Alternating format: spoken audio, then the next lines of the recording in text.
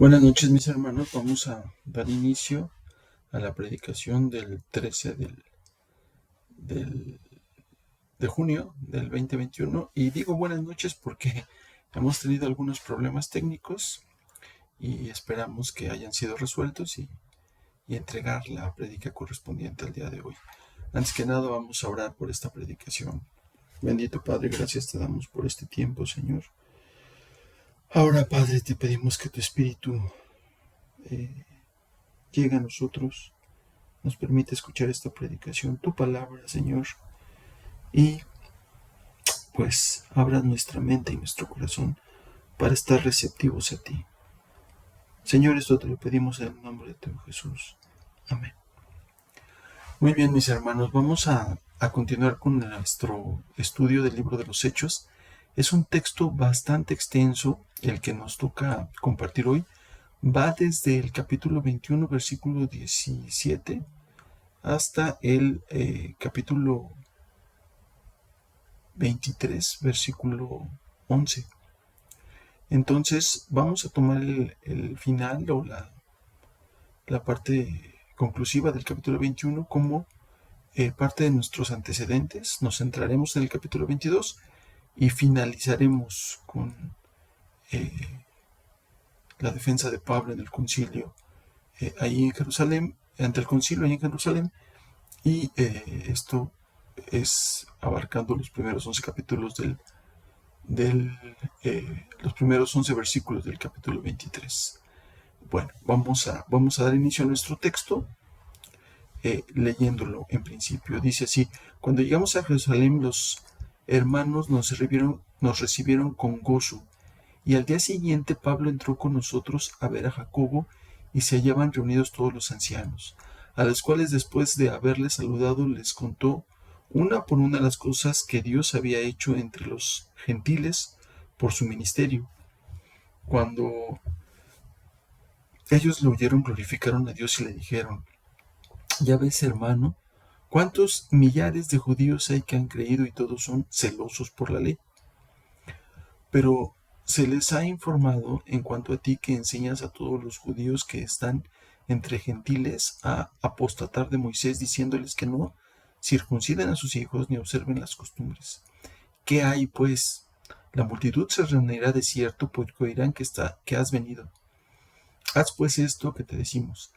Hay entre nosotros 4 hombres que tienen obligación de cumplir voto. Tómalos contigo, purifícate con ellos y paga sus gastos para que se eh, rasuren la cabeza, y todos comprenderán que no hay nada de lo que se les ha informado acerca de ti, sino que tú también andas ordenadamente guardando la ley. Pero en cuanto a los gentiles que han creído, nosotros les hemos escrito determinando que no guarden nada de esto, solamente que se abstengan de lo sacrificado a los ídolos, de sangre, de ahogado y de fornicación. Entonces Pablo tomó consigo a aquellos hombres. Al día siguiente, habiéndose purificado con ellos, entró en el templo para anunciar el cumplimiento de los días de la purificación, cuando había de presentarse la ofrenda por cada uno de ellos. Pero cuando estaban para cumplirse los 7 días, unos judíos de Asia, al verle en el templo, alborotaron a toda la multitud y le echaron mano, dando voces: varones israelitas, ayudad. Este es el hombre que por todas partes enseña a todos contra el pueblo, la ley y este lugar. Y además de esto, ha metido a griegos en este templo y ha profanado este santo lugar. Porque antes habían visto con él en la ciudad a Trófimo de Éfeso, a quien pensaban que Pablo había metido en el templo. Así que toda la ciudad se conmovió y se agolpó el pueblo. Y apoderándose de Pablo, le arrastraron fuera del templo e inmediatamente cerraron las puertas. Y procurando ellos eh, matarle, se le avisó al tribuno de la compañía que toda la ciudad de Jerusalén estaba alborotada. Este, tomando luego soldados y centuriones, corrió a ellos, y cuando ellos vieron al tribuno y a los soldados, dejaron de golpear a Pablo. Entonces, llegando el tribuno, le prendió y le mandó atar con 2 cadenas, y preguntó quién era y qué había hecho. Versículo 34. Pero entre la multitud unos gritaban una cosa y otros otra, y como no podía entender nada de cierto a causa del alboroto, le mandó llevar a la fortaleza. Al, al llegar a las gradas, aconteció que era llevado en peso por los soldados a causa de la violencia de la multitud, porque la muchedumbre del pueblo venía detrás gritando: ¡Muera! Cuando comenzaron a meter a Pablo en la fortaleza, dijo al tribuno: ¿se me permite decir algo? Y él dijo: ¿sabes griego? ¿No eres tú aquel egipcio que levantó una sedición antes de estos días y sacó al desierto a 4000 sicarios? Entonces Pablo, entonces dijo Pablo: yo de cierto soy hombre judío de Tarso, ciudadano de una ciudad no insignificante de Sicilia, pero te ruego me permitas hablar. Y cuando se le permitió hablar, Pablo, estando de pie en las gradas, hizo señal con la mano al pueblo, y hecho gran silencio, habló en lengua hebrea, diciendo: varones, hermanos y padres. Vamos a dejarlo hasta ahí. Es muy hermoso como Lucas, que es compañero de Pablo, y lo podemos mirar en el versículo 18 cuando dice: al día siguiente Pablo entró con nosotros. Lucas va a acompañar a Pablo en todo este trayecto. Y, y bueno, el momento es verdaderamente difícil de enfrentar. ¿Y por qué Pablo está en Jerusalén? Eso es una buena pregunta. ¿Cuáles son los motivos que llevan a Pablo a estar en Jerusalén? Recordemos que estamos en el tercer viaje misionero de Pablo. Él ha pasado por las iglesias de Asia, donde él ha ministrado a los ancianos, y después de un largo viaje, de un invierno en Corinto, pasa por Mileto, después irá a Pátara y ahí se despedirá y llegará a Jerusalén. Este viaje tuvo como propósito, bueno, tuvo muchos propósitos, pero uno de ellos era levantar fondos para los pobres de la iglesia en Jerusalén. Entonces, Pablo está entregando a los ancianos estos fondos. Ellos los reciben con mucho ánimo, pero le advierten que en la ciudad hay judíos que están hablando de él respecto a cómo él ha permitido que los gentiles puedan abrazar la fe cristiana sin necesidad del cumplimiento de la ley. Pero estos judíos han ido más allá y falsamente han dicho que Pablo predica que no es necesario que los ya judíos que abrazan la fe cristiana deban cumplir con la ley. Esto es mentira.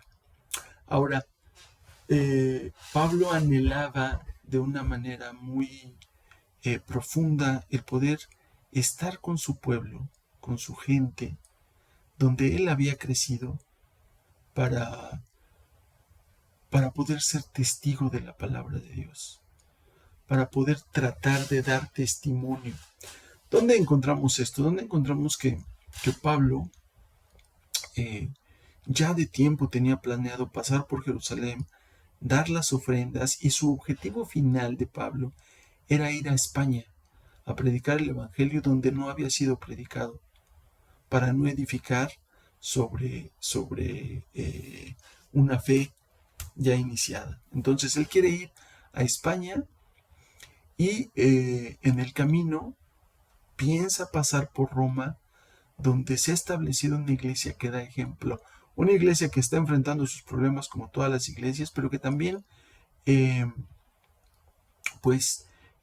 necesidad de Pablo. Y como habíamos dicho, Pablo en su carta a los romanos, en el invierno de Corinto, les había escrito sobre esta necesidad de viajar y visitarlos, y también sobre la necesidad de estar con los suyos y ser testigo a su propio pueblo.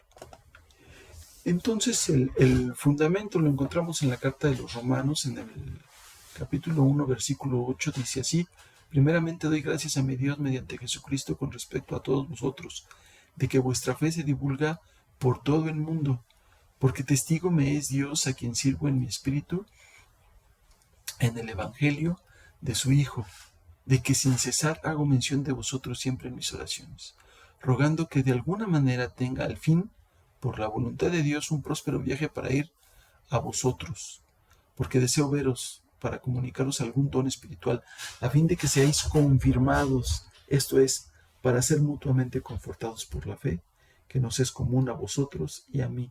Vean qué hermoso texto en donde Pablo le está diciendo, quiero ir con ustedes y tratar de compartir la fe. Vean la humildad con la que Pablo se dirige a los romanos diciendo, ustedes son ejemplo y yo siempre oro por ustedes, porque continúen dando este hermoso ejemplo a todos. Y quiero ir con ustedes a fin de afirmarlos, de confirmarlos. Y vean qué hermoso lo que dice Pablo, para ser mutuamente confortados por la fe que nos es común a vosotros y a mí. No encontramos en Pablo un vestigio de arrogancia, un vestigio de, de, de orgullo porque él puede ir a enseñarles algo. ¿Cuál es el propósito de Pablo? Confortarlos. Eso es un punto importantísimo. Los cristianos no tenemos o no deberíamos tener como propósito, como ningún otro propósito, o como nuestro más alto propósito, confortarnos unos con otros. ¿De qué manera? Compartiendo nuestra fe. No es que el cristiano trate de enseñar a otro. Lo que Pablo nos dice aquí es confortarnos unos a otros. Y bueno, más adelante en el capítulo 9 dice Pablo, verdad digo en Cristo, no miento, y mi conciencia me da testimonio en el Espíritu Santo, que tengo gran tristeza y continuo dolor en mi corazón, porque desearía yo mismo ser anatema separado de Cristo por amor a mis hermanos, los que son mis parientes según la carne, que son israelitas, de los cuales la adopción, la gloria, el pacto, la promulgación de la ley, el culto y las promesas, de quienes son los patriarcas y de los cuales según la carne vino Cristo, el cual es Dios sobre todas las cosas, bendito por los siglos. Amén. Vean cómo su deseo de Pablo es estar en Jerusalén y dar testimonio a sus hermanos de carne. Él está esperando este momento en donde ha sido recibido por los ancianos y tendrá la oportunidad de comunicar a su pueblo, de confortar a los creyentes de Jerusalén y participar en el testimonio del Evangelio de Cristo hacia su pueblo. Él viene con mucha ilusión de poder ser una diferencia y que sus hermanos en la carne puedan abrazar la fe cristiana. Este es el contexto del tercer viaje misionero. Él llega a Jerusalén, pero en ese momento él va a enfrentar una gran resistencia por parte del pueblo judío, de los tradicionalistas judíos y por supuesto de las autoridades judías. Va a enfrentar una resistencia ante el concilio, lo vamos a ver más adelante, delante de Ananías, el mismo que urdió todo el plan para crucificar a nuestro Señor Jesucristo. Entonces, ¿qué estamos viendo? Estamos viendo una gran similitud de el momento en que Cristo vivió en Jerusalén y cuando Pablo está en Jerusalén. También lo vamos a ver más adelante. Ahora estamos en el capítulo 22, dice, varones hermanos y padres, oíd ahora mi defensa ante vosotros. Y al oír que les hablaba en lengua hebrea, guardaron más silencio. Y él les dijo, yo de cierto soy judío, nacido en Tarso de Galicia, pero criado en esta ciudad, instruido a los pies de Gamaliel, estrictamente conforme a la ley de nuestros padres, celoso de Dios, como hoy lo sois todos vosotros. Perseguía yo este camino hasta la muerte, prendiendo y entregando en cárceles a hombres y mujeres, como el sumo sacerdote también me es testigo y todos los ancianos, de quienes también recibí cartas para los hermanos y fui a Damasco, para traer presos a Jerusalén también a los que estuviesen ahí, para que fuesen castigados. Pero aconteció que yendo yo al llegar cerca de Damasco, como a mediodía, de repente me rodeó mucha luz del cielo, y caí al suelo y oí una voz que me decía: Saulo, Saulo, ¿por qué me persigues? Y entonces respondí: ¿Quién eres, Señor? Y me dijo: Yo soy Jesús de Nazaret, a quien tú persigues. Los que estaban conmigo vieron a la verdad la luz, y se espantaron, pero no entendieron la voz del que hablaba conmigo. Y dije: ¿Qué haré, Señor? Y el Señor me dijo: Levántate y ve a Damasco, y ahí se te dará todo lo que está ordenado que hagas. Y como yo no veía a causa de la gloria de la luz, llevado de la mano por los que estaban conmigo, llegué a Damasco. Entonces uno llamado Ananías, varón piadoso según la ley, que tenía buen testimonio de todos los judíos que ahí moraban, vino a mí, y acercándose me dijo: Hermano Saulo, recibe la vista. Y yo en aquella misma hora recobré la vista y lo miré. Y él dijo: Dios de nuestros padres, el Dios de nuestros padres, te ha escogido para que conozcas su voluntad y veas al justo y oigas la voz de su boca, porque serás testigo suyo a todos los hombres de lo que has visto y oído. Ahora pues, ¿por qué te detienes? Levántate y bautízate y lava tus pecados, invocando su nombre. Como podemos ver, este texto es muy rico. No vamos a profundizar en él porque ya anteriormente en el capítulo 9 de Hechos compartimos el detalle de esto que está narrando Pablo, pero vale la pena puntualizar primero en la parte en donde Pablo responde a esta voz: ¿Quién eres, Señor? Y después: ¿qué haré, Señor? Sin duda, esta experiencia marcará a Pablo, y él después podrá escribir a los Corintios: nadie puede llamar a Jesús Señor si el Espíritu Santo no se lo concede. Él iba de camino a atrapar cristianos, a encarcelar cristianos, si es preciso, como él mismo lo dice, hasta matar cristianos, porque era celoso de su deber hasta la muerte. Y en ese contexto, él no buscaba a Dios, él no buscaba a Cristo, él buscaba cumplir una tradición, una religión.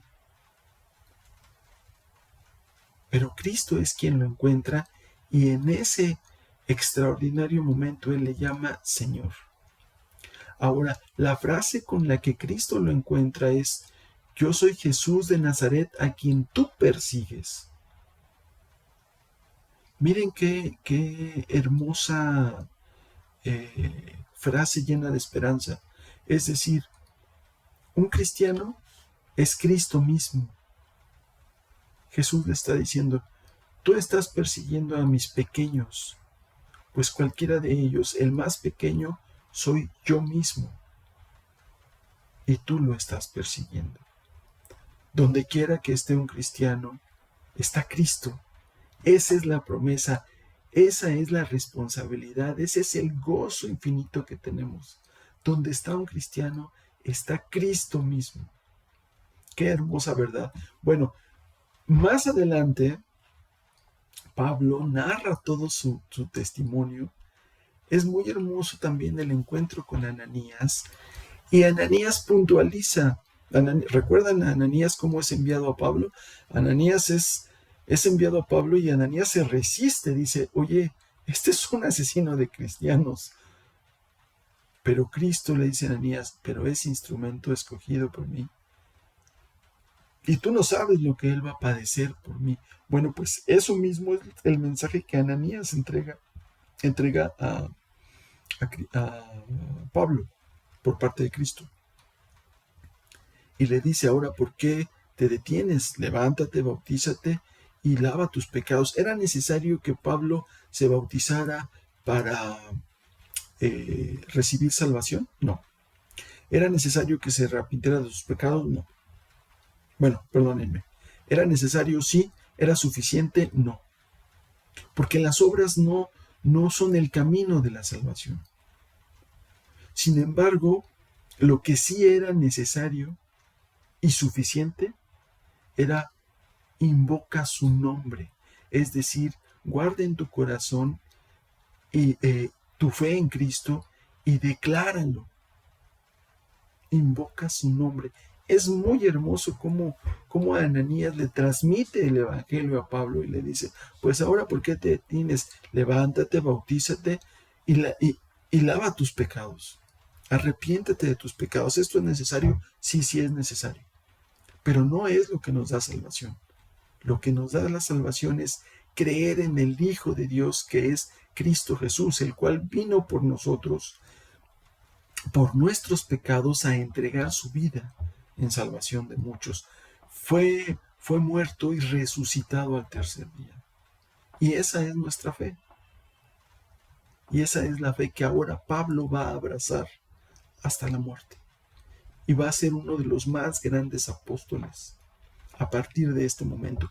Pablo está narrando esta situación y también hay algo tremendamente hermoso dentro de la frase de Ananías del versículo 15 que está narrando Pablo. Dice, porque serás testigo suyo. ¿Qué está pasando en este momento? Pablo está siendo testigo de Cristo ante los hombres. ¿Qué está narrando Pablo? Lo que ha visto y oído de Jesús. Eso es lo que está narrando. Está cumpliendo con esa promesa que le ha hecho Cristo a través, en principio de forma directa y ahora a través de Ananías, ¿no? Porque serás testigo suyo a todos los hombres de lo que has visto y oído. Versículo 15. Estamos en Hechos 22. Qué hermosa promesa que se está cumpliendo en este momento mientras Pablo no narra. Mientras Pablo está narrando su testimonio, se está cumpliendo la promesa que Cristo le hizo el día que él es convertido por la palabra y el Espíritu de Dios. El día que Ananías le confirma que él será testigo ante los hombres de lo que ha visto y oído. Y obviamente no solamente testigo de ese momento, sino de todo el recorrido y la fe que él, Pablo, ha podido compartir con las iglesias que ha fundado en Asia. Ahora pues, versículo 16, ¿por qué? Ahora pues, ¿por qué te detienes? Levántate, bautízate y lava tus pecados invocando su nombre. Y aconteció, vuelto a Jerusalén, que orando en el templo, me sobrevino un éxtasis. Y le vi que me decía, date prisa, sal prontamente de Jerusalén, porque no recibirán tu testimonio acerca de mí. Yo dije, Señor, ellos saben que yo encarcelaba y azotaba en todas las sinagogas a los que creían en ti. Saben que soy un fariseo legítimo. Un punto aquí.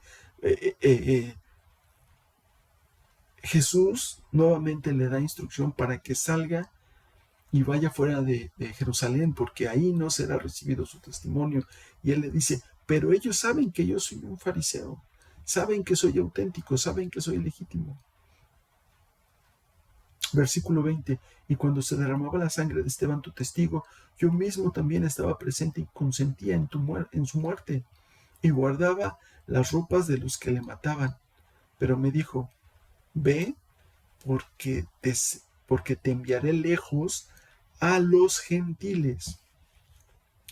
Y oyeron hasta esta palabra. Entonces alzaron la voz diciendo, quita de la tierra a tal hombre, porque no conviene que viva. Vamos a hacer un punto hasta aquí. Vamos a hacer una pausa. Ahora, estamos viendo, como ya hemos comentado, que dentro del testimonio que está narrando Pablo, él menciona posteriormente en la carta a los Corintios este momento. Dice, por tanto, os hago saber que nadie que hable por el Espíritu de Dios llama anatema a Jesús, y nadie puede llamar a Jesús Señor sino por el Espíritu Santo. ¿Qué nos está diciendo Pablo? Que en Hechos 9, en su narrativa de cómo es confrontado por Jesús, el Espíritu de Dios le permite llamarle, el Espíritu Santo permite ya que Pablo le llame a Jesús Señor. Él se entrega a él y le dice, ¿qué haré, Señor? Ese es un punto muy, muy importante. Él no buscaba a Dios, al igual que sucede con todos nosotros, con cualquier hombre. No es el hombre quien busca a Dios, sino es Jesús, es Cristo quien recorrerá todos los caminos para encontrarnos. En el camino a Damasco, Pablo es encontrado por él y gracias al Espíritu de Dios, Pablo lo reconoce y le llama Señor, ¿qué haré? Asimismo, en estos versículos del capítulo 22 estamos viendo cómo se cumple la promesa de Cristo de que Él será testimonio, ¿no? También por boca de Ananías, ¿no? que le está anunciando que Él tiene que ser testimonio a los hombres. Ahora, cuando Pablo llega al punto en donde menciona que Él es enviado a los gentiles por Dios, está haciendo iguales a los judíos y a los gentiles delante de Dios. Por eso es que esta reacción por parte de los judíos es una reacción feroz, rabiosa, diciendo, ¿cómo es posible que hagas a los gentiles iguales a nosotros delante de Dios? Es decir, para Dios ya no hay ninguna diferencia entre gentiles y judíos. ¿Cómo es esto posible?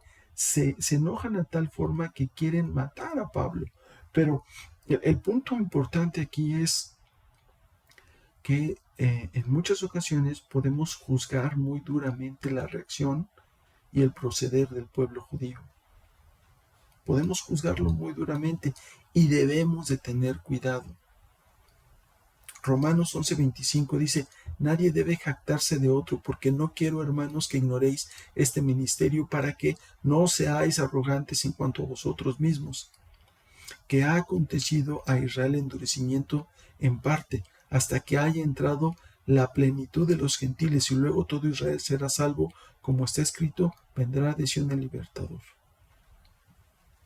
Romanos 11:25. ¿Qué es lo importante aquí?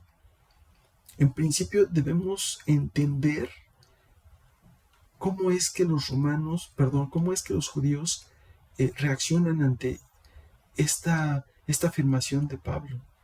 Dice, ahora para Dios, porque así me lo ha instruido, no hay diferencia entre judío y gentil, y yo debo ir a los gentiles a proclamarles la palabra de Dios, el evangelio de Cristo. ¿Qué nos queda para nosotros, los afortunados gentiles? Bueno, en principio, no juzgar al pueblo judío. Y algo que nos puede ayudar a esto no es nuestro estado. Si somos unos cristianos maduros, no es nuestro estado actual. Ya conocemos a Cristo, ya enfrentamos nuestras luchas a través de la oración, ya tenemos a nuestros hermanos que a nuestro lado nos confortan, como lo decía Pablo. Tenemos una iglesia local, hemos sido encontrados por Cristo Jesús, hemos sido ministrados en la palabra. Y puede ser que en una etapa madura sintamos un afán por juzgar a estos judíos incrédulos que teniendo a Pablo, que teniendo a Cristo, no creyeron en él. Pero yo te pregunto, ¿recuerdas la primera vez que se te habló del Evangelio? ¿Cómo reaccionaste? Desde el primer momento reaccionaste favoreciendo al Evangelio. O puede ser que a la primera persona que te haya hablado de Cristo dudaste, o te burlaste, o fuiste sarcástico, o lo rechazaste, o lo ofendiste. Bueno, sin duda Sin duda debe haber hermanos que desde el primer momento tuvieron la fortuna de abrazar la fe. Pero habemos muchos otros que tuvimos que pasar un largo proceso en nuestra vida, muchos años, desde la primera vez que se nos habló hasta que Dios tuvo la misericordia de volver a poner en nuestro camino cristianos que nos volvieran a exhortar en el Evangelio. Y es así como Pablo nos dice en la primera carta a Timoteo, capítulo 2. Dice, exhorto ante todo a que se hagan rogativas, oraciones, peticiones y acciones de gracia por todos los hombres. Nosotros no podemos juzgar a nadie. No sabemos quién es salvo y quién no.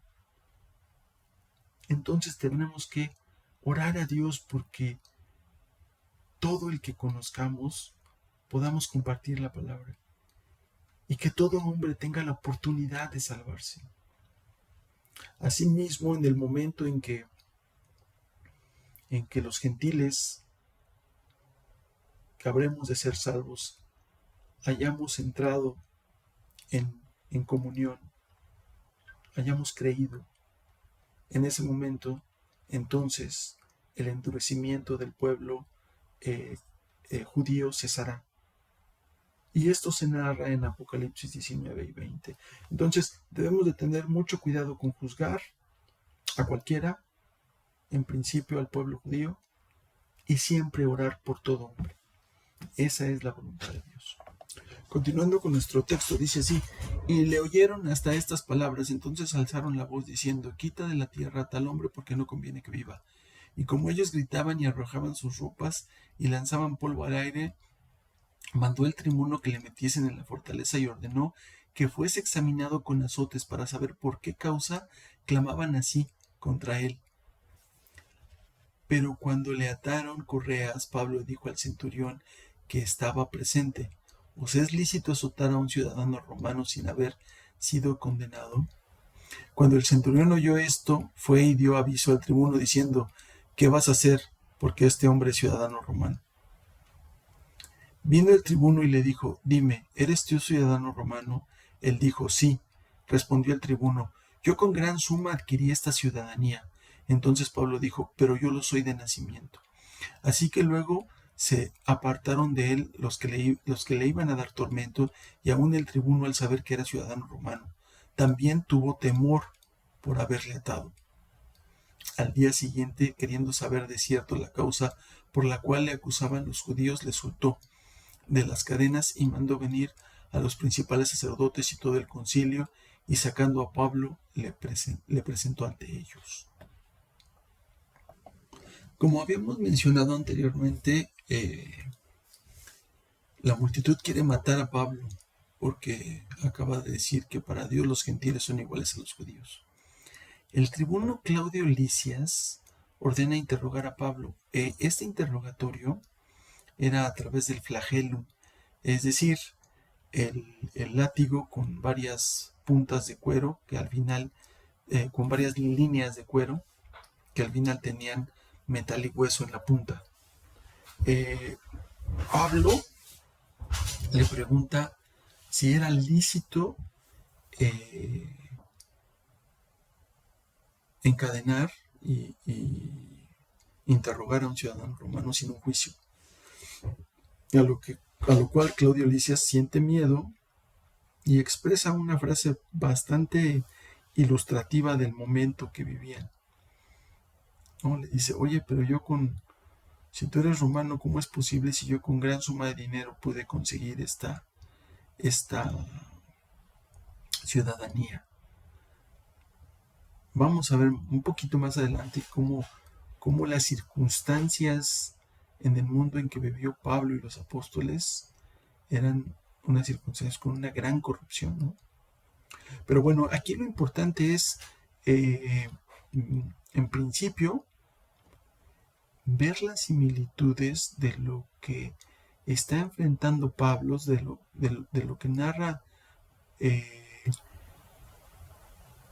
el capítulo 20 de Hechos respecto a cómo enfrenta Pablo el concilio, las circunstancias con el que llega a este concilio y la similitud con que esto sucede cuando Jesús también está en Jerusalén previo a su crucifixión. Al igual que Jesús, Pablo recibió oposición de los judíos, una oposición hostil. Ambos fueron acusados falsamente por la autoridad judía. En ambos casos sus compañeros no fueron apresados. Ambos escucharon a una multitud furiosa que grita: échale fuera, mátale, crucifícale. Igual que Jesús, a Pablo lo encontró libre de culpa la autoridad romana. Y al igual que Jesús, Pablo declaró estar listo para dar su vida.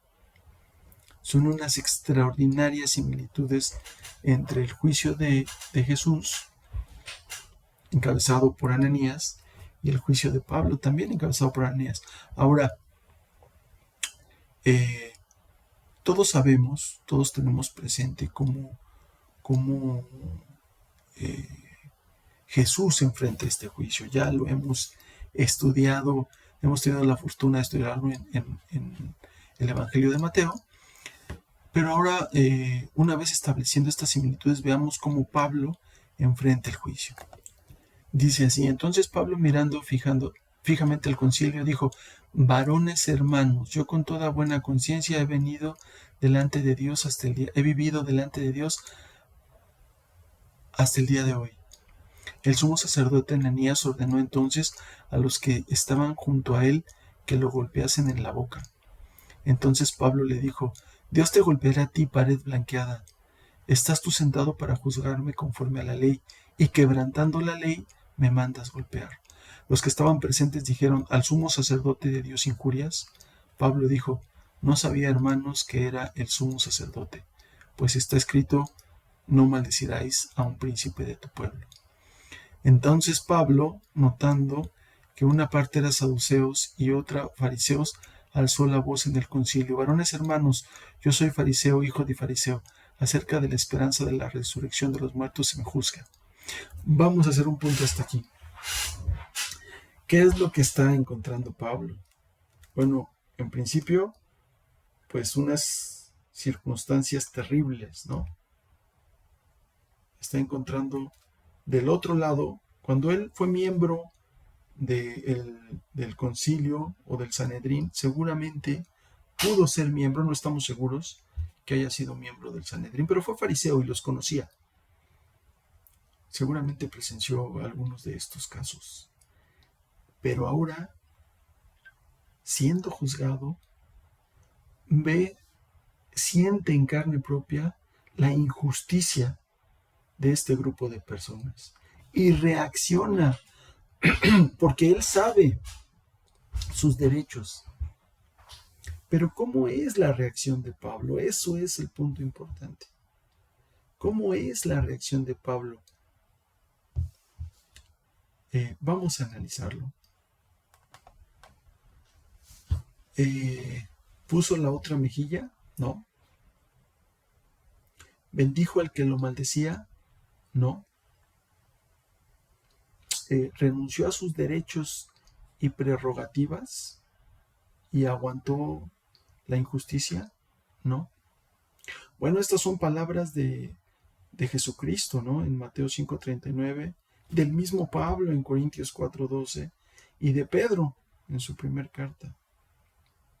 Es decir, era una actitud que Pablo sabía que debía de guardar, que era la enseñanza de Cristo y que era la enseñanza del resto de los apóstoles. Y sin embargo, Pablo peca. Y miren qué importante es esto. Cuán alerta debemos estar. Si Pablo, que era un cristiano con el mayor apego a Dios, a Cristo, un cristiano, si se me permite decirlo, elite, de lo más del testimonio más más grande. Si Pablo podía caer en la tentación del pecado, ¿qué podemos esperar nosotros? Porque solo hubo uno que pudo aguantar tal situación y permanecer sin pecado. Solo uno. Y tal vez el más grande de los cristianos, y tal vez uno de los más grandes apóstoles, que tuvo la fortuna de enfrentar la misma situación que Cristo, no le fue capaz de pasar por ella sin pecar. Me llena de mucha esperanza. Claro, yo peco por mucho menos. A mí el pecado me vence de continuo, de rápido, fácil. Sin embargo, Pablo está pasando una situación en la cual es vencido por el pecado. Y me gozo con Pablo por lo que está viviendo en este momento. ¿Saben por qué? Porque eso le dará en su mente, en su corazón, en su fe, una tremenda fortaleza. Al grado que va a llegar 10 años después a escribirnos el siguiente texto. Si pudiéramos preguntarle a Pablo por esta situación que está viviendo, él nos podría contestar sin duda de esta manera. Filipenses capítulo 3, versículo 8.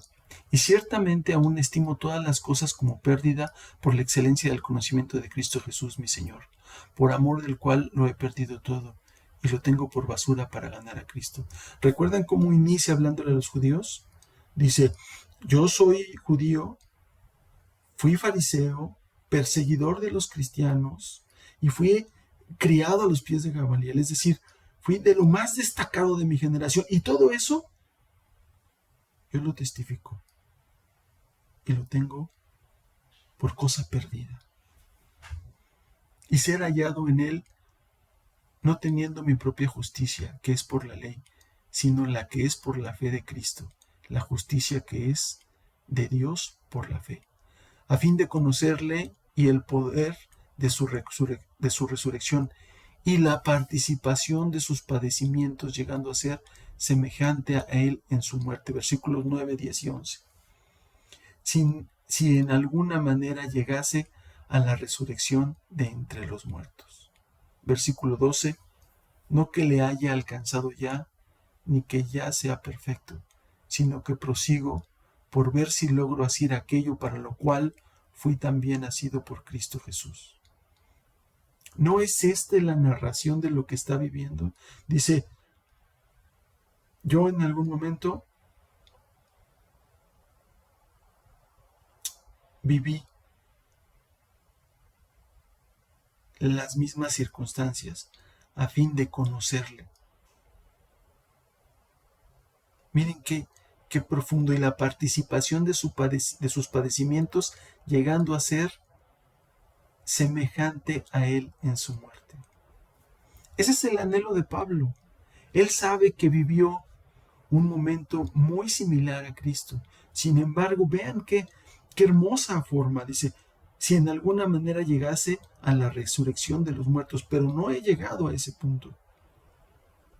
Porque soy humano y fallo, y dice, no que lo haya alcanzado ya, ni que sea perfecto, sino que prosigo por ver si logro hacer aquello para lo cual fui también nacido por Cristo Jesús. No es que yo haya de mis fuerzas alcanzado el poder seguir manteniéndome en la fe.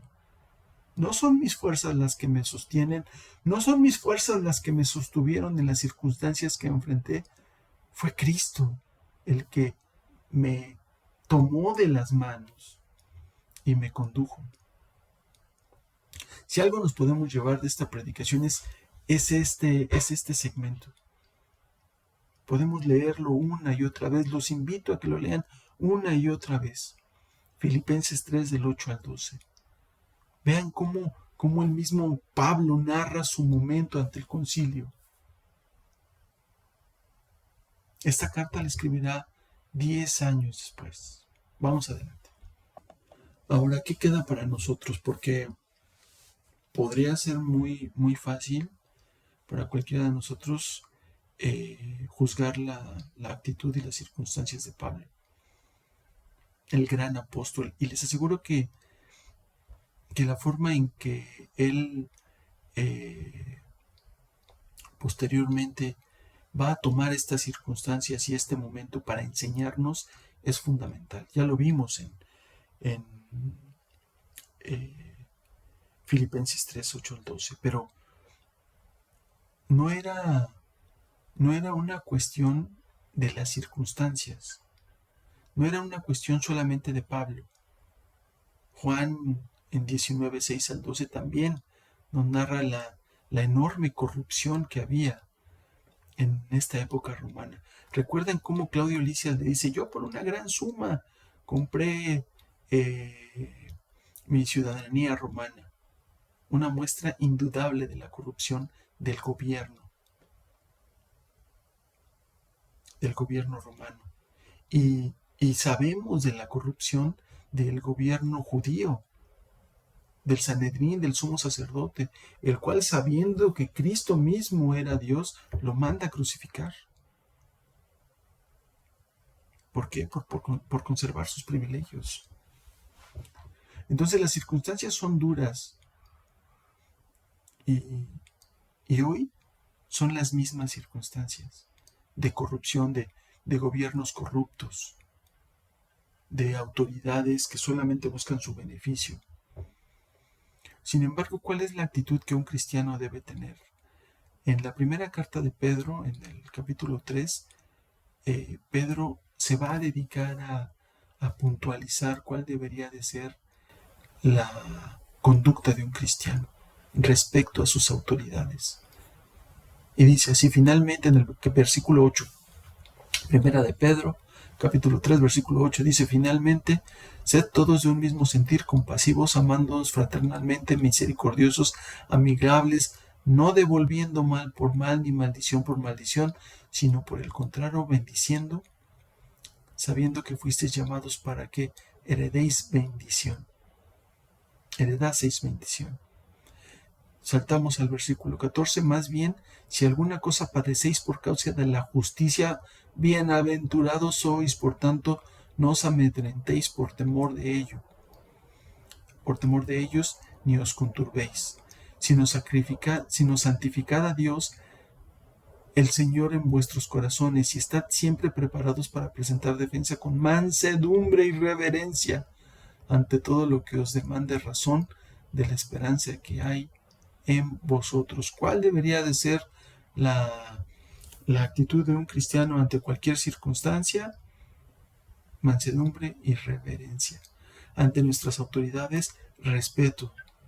Oye, pueden ser el más corrupto, no importa. Mansedumbre y reverencia.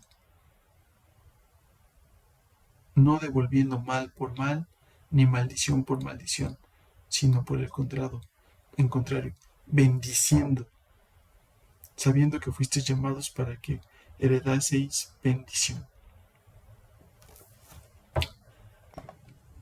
Ahora, continuando con nuestro texto, dice así en el versículo 6 del capítulo 23. Entonces Pablo, notando que una parte era de saduceos y otra de fariseos, alzó la voz en el concilio: varones hermanos, yo soy fariseo, hijo de fariseo. Acerca de la esperanza y de la resurrección de los muertos se me juzga. Cuando dijo esto, se produjo disensión entre los fariseos y los saduceos, y la asamblea se dividió. Porque los saduceos dicen que no hay resurrección, ni ángel, ni espíritu, pero los fariseos afirman estas cosas. Y hubo un gran poserío, y levantándose los escribas de parte de los fariseos, contendían diciendo: ningún mal hallamos en este hombre, que si un espíritu le ha hablado, o un ángel, no resistamos a Dios. Y habiendo grande disensión, el tribuno, teniendo temor de que Pablo fuese despedazado por ellos, mandó que bajasen soldados y le arrebatasen en medio de ellos y le llevasen a la fortaleza. A la noche siguiente se le presentó el Señor y le dijo: ten ánimo, Pablo, pues como has testificado de mí en Jerusalén, así es necesario que testifiques también en Roma. Sin duda Pablo actúa con astucia, pero confía en sus propias fuerzas. Nuevamente ubiquémonos en el contexto en donde él está en peligro de muerte frente al concilio. Y cuando trata de identificarse con uno de los bandos, como fariseo, pues la reacción de entre fariseos y saduceos es: los fariseos dicen sí, justo, este es de los nuestros. Y los saduceos se encolerizan aún más. Recordemos que los saduceos eran como la clase privilegiada, la aristocracia dentro del gobierno judío, dentro de la raza judía. Ahora, eh, es muy importante cómo Pablo usa su astucia, y esto es una forma correcta de actuar, porque nos dice nuestro Señor: sean astutos como serpientes y mansos, prudentes como palomas.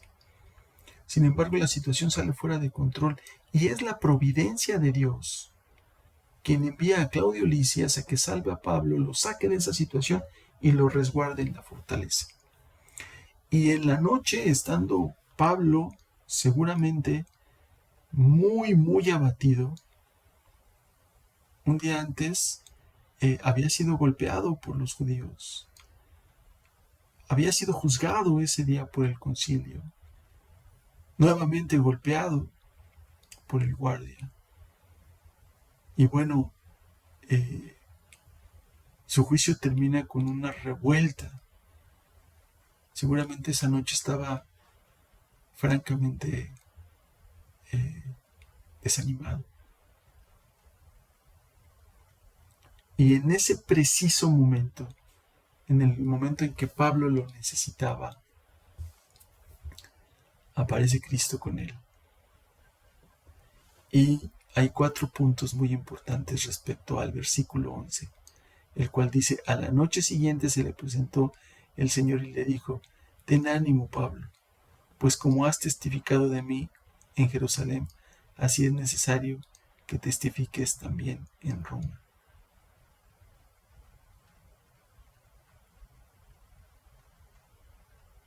A la noche siguiente se le presentó el Señor y le dijo: ten ánimo, Pablo, pues como has testificado de mí en Jerusalén, así es necesario que testifiques también en Roma.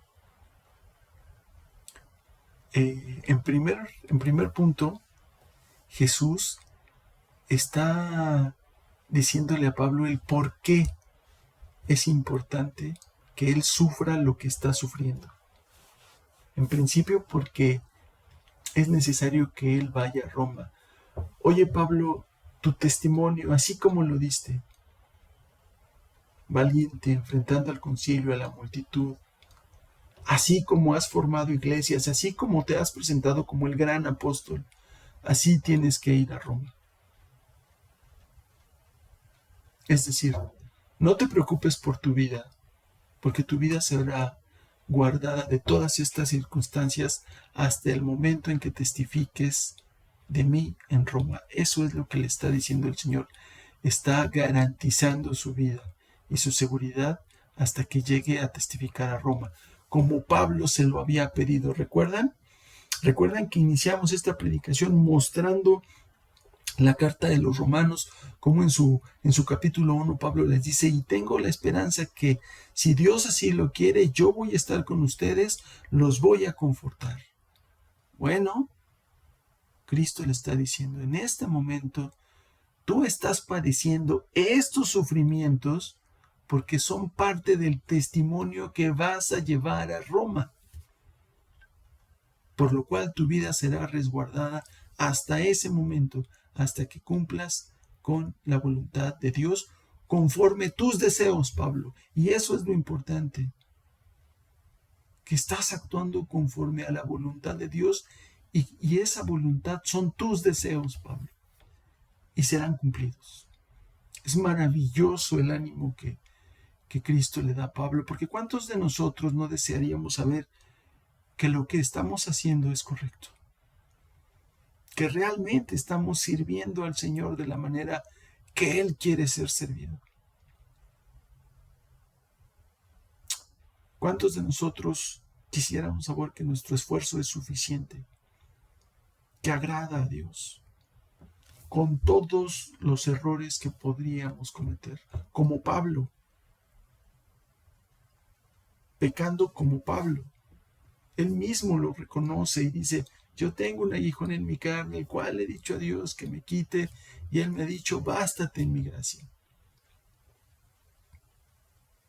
¿Qué estaba diciendo Pablo? Soy hombre y cometo pecados como tú, como el que ahora escucha esta prédica. Estas son las palabras de Pablo, que viajaron más de 2000 años para llegar a ti y te dicen: yo tuve el gran privilegio de que mi maestro y mi Señor me dijera el por qué debo sufrir lo que debo sufrir. ¿Quieres que te lo diga a ti también? Ora con Él cada noche. Ora con Él. Ten un tiempo de oración con Él. Póstrate de rodillas y pídele incesantemente que no te abandone. Y Él vendrá y hará morada contigo. Y te confortará. Porque esa es su promesa. Haz tu oración diaria. Ten un tiempo fijo para ponerte de rodillas y orar con Cristo. Y Él vendrá y hará morada en ti. Él y su Espíritu Santo. Y te confortarán. Y su palabra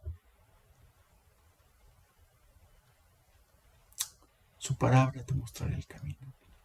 Eso es lo que Pablo está viviendo en este momento. Eso es lo que nos dice el versículo 11 del capítulo 23 del libro de los Hechos. Ahora es muy importante el siguiente punto. La garantía de que Pablo llegaría a Roma no implica que va a ser rápido o fácil. Va a pasar 2 años más preso, custodiado por el gobierno de Félix. 2 años sin una razón legal para tenerlo preso. Después va a apelar al César y va a viajar a Roma. Y el viaje a Roma, que se va a narrar en Hechos 27, es tremendamente complicado. Pero finalmente, 10 años después, encarcelado en Roma, escribirá a Timoteo diciéndole que, su propósito se ha cumplido. 10 años después. Esto lo encontramos en 2 de Timoteo 4, 6 y 16 y 18. Ahora, como ya lo comentamos, lo más importante es la meta. ¿Qué es lo que nos dice Pablo en Filipenses 1:12? ¿Por qué ha sufrido todo esto? Quiero que sepáis, hermanos, que las cosas que me han sucedido han redundado más bien para el progreso del Evangelio. ¿Cuál es la meta? Que el Evangelio progrese. ¿No te sientes dichoso? ¿No te sientes gozoso? 2000 años después, este sacrificio de Pablo ha permitido que tú y yo podamos estar aquí conociendo la palabra de Dios. Gracias a esta disposición de Pablo a dar su vida por el Evangelio, es que tú y yo hoy estamos aquí. Gracias a la disposición de Pablo y de todos aquellos hombres que dieron su vida por el Evangelio. ¿A qué nos compromete esto? Como cristianos del siglo XX, del siglo XXI. ¿A qué nos compromete?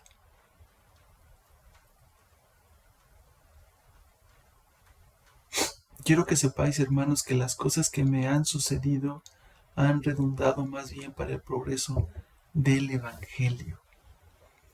Importantísimo lo que nos dice Pablo. Todo esto que pasé tiene un propósito. El propósito, el Evangelio. El propósito se cumple hoy aquí en esta prédica, así como se cumplió para los romanos, así como él pudo dar testimonio, porque el Evangelio continúa progresando. Finalmente, el cuarto punto nos presenta la compasión en el momento preciso.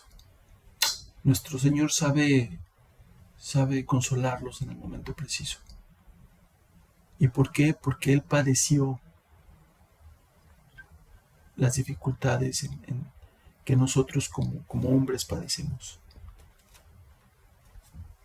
Él vivió aquí en esta tierra en un gobierno tan corrupto como el que nosotros tenemos, con las adversidades que nosotros enfrentamos día a día.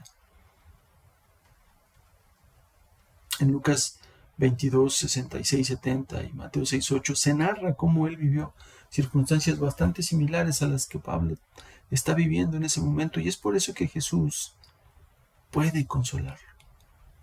Ahora, la palabra que Él usa es ten ánimo, que en griego significa sé determinado.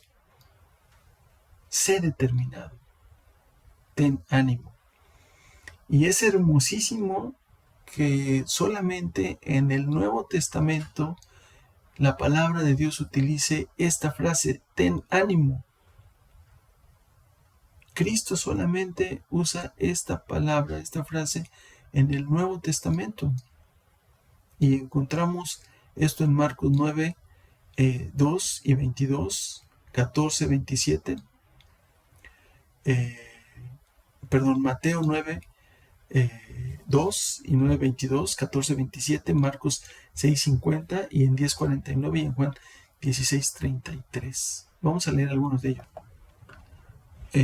Mateo 9, 2 dice, y sucedió que le trajeron un paralítico sobre una cama, y al ver Jesús la fe de ellos, dijo al paralítico, ten ánimo, hijo, tus pecados te son perdonados. 9, 21, 22, porque decía dentro de sí, si tocares solamente su manto seré salva. Pero Jesús, volviéndose y mirándola, dijo, ten ánimo, hija, tu fe te ha salvado. Y la mujer fue salva desde aquella hora. Juan 6, 13. Estas cosas he hablado porque para que en mí tengáis paz. En el mundo tendréis aflicción, pero confiad, yo he vencido al mundo, para que en mí tengáis paz. Es verdaderamente hermoso como la palabra de Dios nos consuela y nos da testimonio de la forma en que Cristo consoló a Pablo. Y Pablo, una vez siendo fortalecido, pues siguió hasta llegar a Roma. Ahora Pablo ya estaba determinado a dar su vida. Sin embargo, en este momento, en este preciso momento, solamente Cristo sabía la necesidad que él tenía, ¿no? Dios sabe la necesidad, nuestra necesidad de cada día, y Él obra de manera perfecta para que esta necesidad sea cubierta. Debemos aferrarnos a esa promesa. ¿Por qué sabemos que Pablo ya tenía desde antes de este momento pues en su mente que habría de entregar su vida, que habría de soportar las circunstancias? ¿Recuerdan lo que habíamos comentado? Su carta a los Corintios, desde Éfeso, previo a llegar a Jerusalén, él ya les había escrito esto. Primera carta a los Corintios, capítulo 10, versículo 11 dice, y estas cosas les acontecieron como ejemplo, y están escritas para amonestaros a nosotros, a quienes han alcanzado los fines del siglo. Así que el que piense estar firme, mire que no caiga. No os han sobrevenido ninguna tentación que no sea humana, pero fiel es Dios, que no os dejará ser tentados más de lo que podéis resistir, sino que dará también, juntamente con la tentación, la salida para que podáis soportar. El gran apóstol Pablo. Miren qué hermosas palabras nos deja. No voy a permitir leerlas de nuevo, sino que dará también juntamente con la tentación la salida para que podáis soportar. No es diferente. No es diferente en la vida de Pablo, de la tuya o de la mía. El consuelo que nos puede dar Cristo y la misión y la responsabilidad que tenemos para que el Evangelio progrese. Bendecida noche tengan todos ustedes. Nos vemos en la próxima ocasión. Vamos a orar. Vamos a despedirnos con oración. Padre bueno, gracias te damos por este día, Señor. Gracias por esta noche tibia, con lluvia, que nos has permitido escuchar tu palabra. Te pedimos por la semana que inicia, Señor, porque estés con nosotros. Te pedimos porque nos llenes de tu bendición, nos libres del mal y sobre todo, Señor, nos permitas compartir el Evangelio. Gracias, Padre bueno, porque estás al tanto de todas nuestras necesidades. Ahora, Señor, te pedimos que no abandones la obra de tus manos en esta iglesia cristiana del norte. Te pedimos por los que están sufriendo, en especial por nuestro hermano Bulmaro, por los enfermos, por los que han perdido a un ser amado. Danos de tu paz, Señor. Permite que tengamos ánimo. Sabemos que así será. Nos aferramos a esta promesa hoy, Padre. Bendito seas por compartir a tu Hijo con nosotros. Es en su nombre que oramos. Amén. Bendita noche.